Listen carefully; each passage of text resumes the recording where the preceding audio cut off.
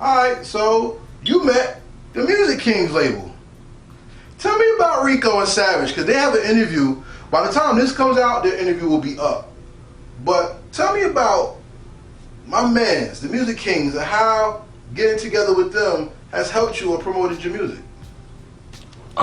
We just help each other out, man. Like, you know, like yesterday, like all four of us were down at the beach, even though it was just like we actually have another member. His name is Problem Kid. Okay. But yeah, it's just us four. So we all four of us went down to Seaside to shoot a video, even though it was just 2 music videos that we were doing. You know, all 4 of us were down there.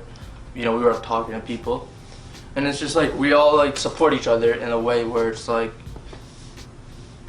we're a team. You know, I don't want to say we're Wu-Tang, but we're like the new age. Like, you know, we just have like a little group, and you know, we all help each other. Like, we all get into the studio together. Even though, if it's just one person working on a song, we all get in just to like be like, yo, go back in there. You didn't hit it.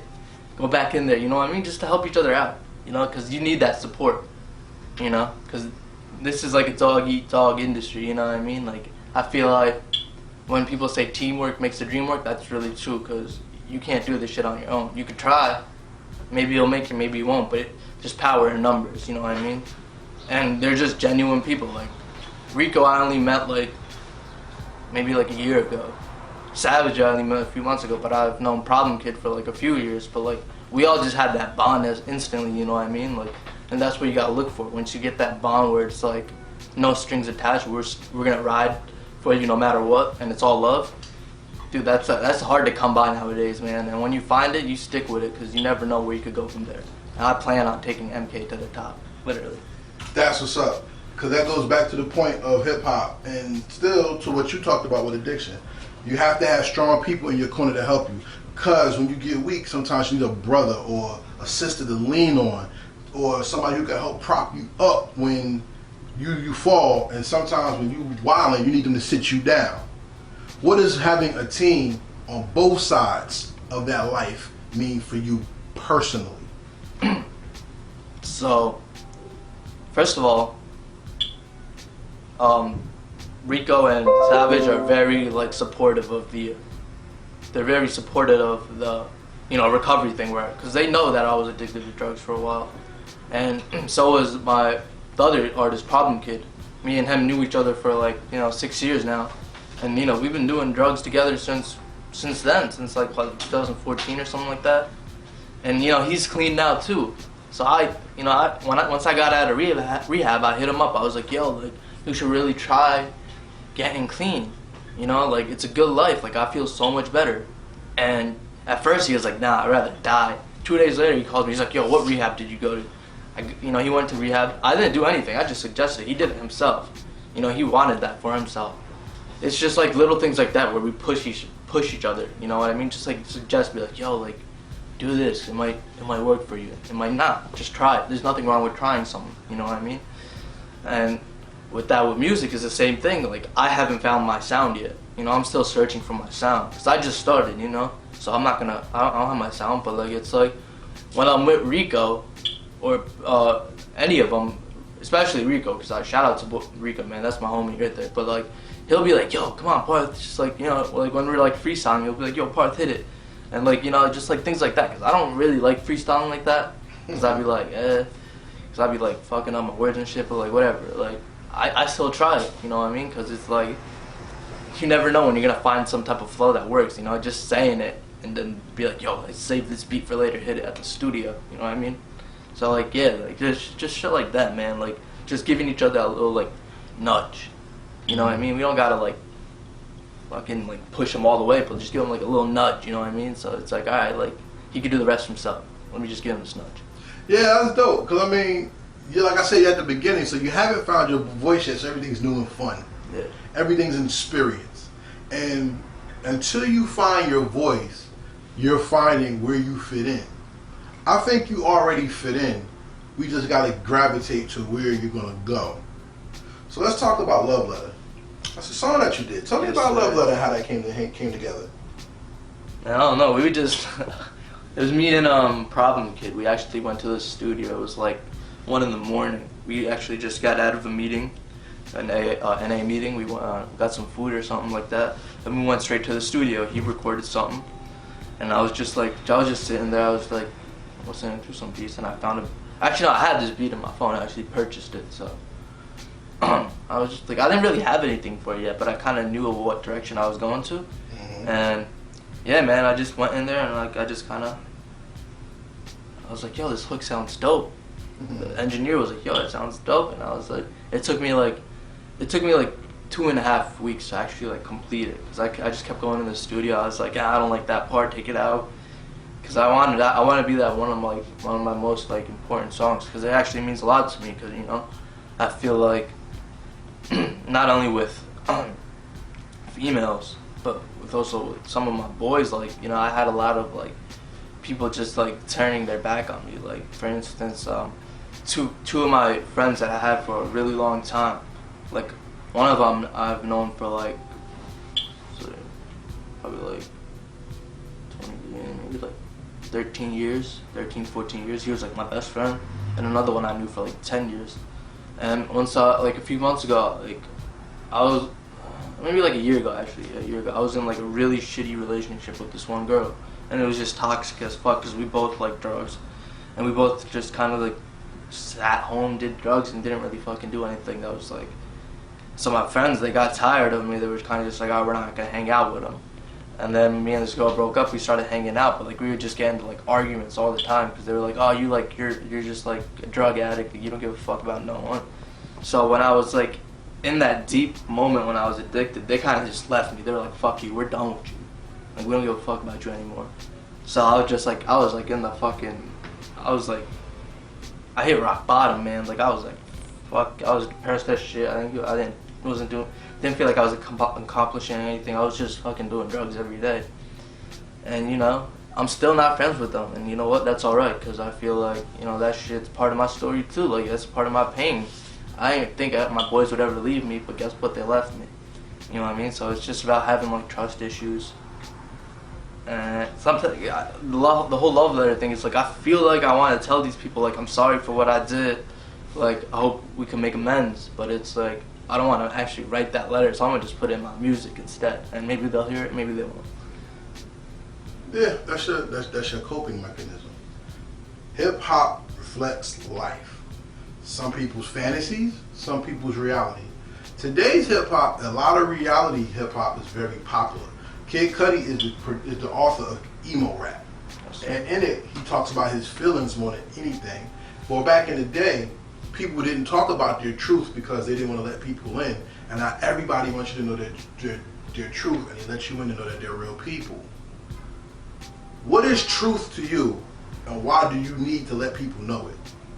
Yeah, let me just start off by saying Kid Cudi is one of my biggest influences, man. I remember listening to Cudi when I was down, and it would just make me feel good again. Because you're right, he was the author of emo rap. He made it like okay to talk about your feelings, sing about your feelings. Cause I didn't think it was okay. Like it's not cool to be like, I'm sad, this bitch broke my heart. Like it's not cool. It makes you, for the public eye, it makes you look like a bitch almost. Like if you say something like. Stop right there. That's the basis of R&B music, though.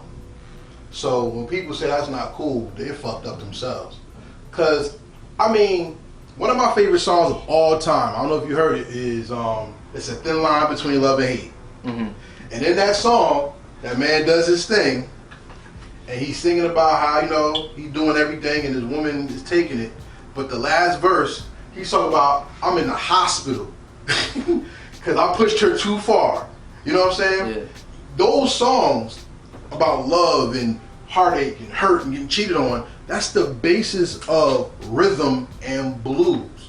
So, not to stop your train of thought, I want to ask you this. Why do you think the blues is coming back into hip hop where it wasn't bluesy before that? I think it's just like fucked up to say, but I feel like almost as if like drugs had a big part of it, because like people started using those drugs and they realized that it made them even sadder than they were before, and it was just like they also felt like a way where it's like I gotta let my feelings out too. You know what I mean? Like I gotta let people know that like if I keep this shit in, it's gonna only do more damage to me. That's how I feel, at least. So people, I think, it's just like it kind of came back because people realized, you know, they were doing damage, and the only way they could let it out was through music. You know.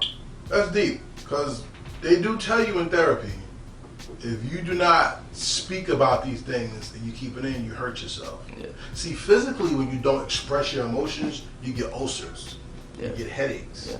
you get knots in your back, you get a whole bunch of things. So when you hold on to emotional trauma, it makes you bitter, it makes you angry, it makes you not want to trust people, it makes you not even want to look people in their eyes. But now you're using music to regain that confidence to tell the world you exist. Am I right? Yes, sir. So tell me, since we listen to Rico, your man, shout out to Rico. Shout out Rico. Tell me about 2 hours before the studio. 2 hours before the studio. Well, it says it in the title, 2 hours before the studio.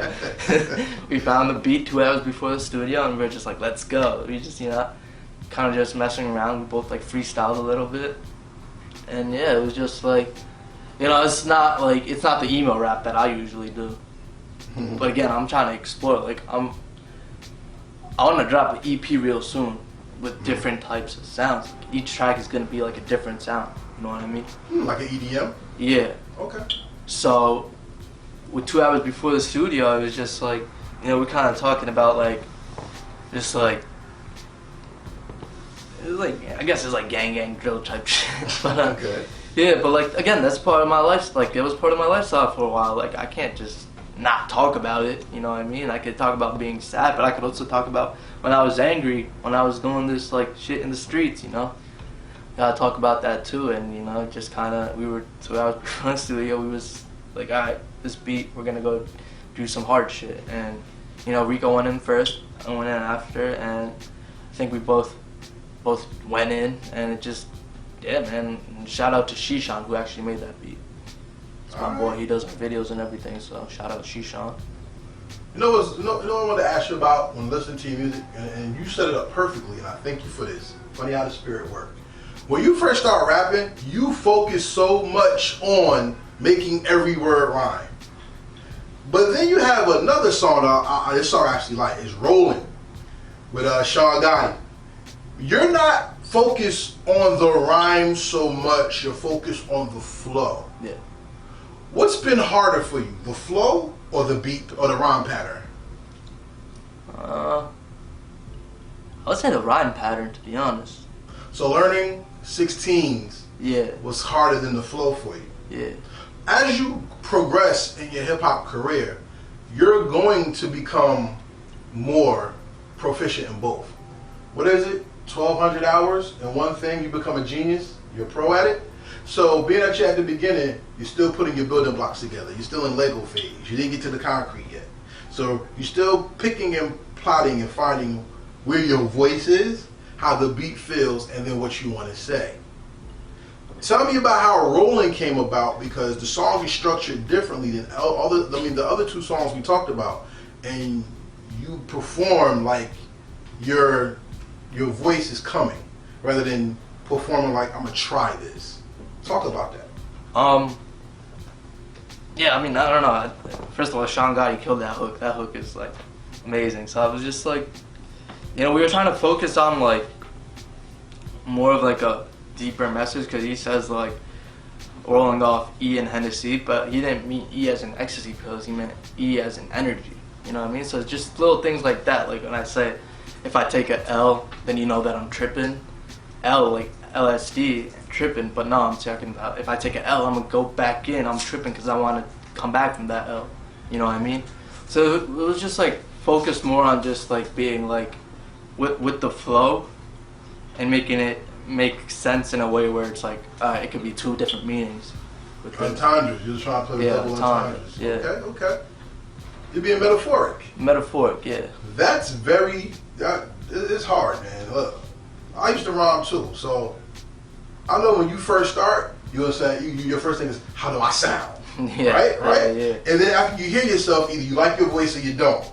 I hate my voice. I know. And then from there, it's like, okay, if I'm going to be heard, I might as well say something. Yeah. Then that's when you start finding your words. I think in most of your music, I don't even want to talk about moolah yet. We're not going to talk about moolah. I want to talk up to more about your voice, because in finding your voice, you find your purpose. As you progress in music, you're gonna find that I think your story's deeper than the addiction, and the story's gonna be deeper than your victory, and that's what we gotta get to when it comes to your story. What's up, everybody? This is Parth Vader, and I want y'all to know, like, if you're going through addiction, substance problems, man, just, yo, there's phone numbers out there, man. There's 1-800 numbers. Just call someone, man. Like, if you feel the way I felt when I was using drugs, man, just call someone. You know, someone's always gonna want to listen to you, man. Especially someone like me, like, you know what I mean? Like, just call someone. Just call someone that's been through it. Call a rehab. Call a detox. Just pick up that phone, man, and you never know how your life could flip around. You know.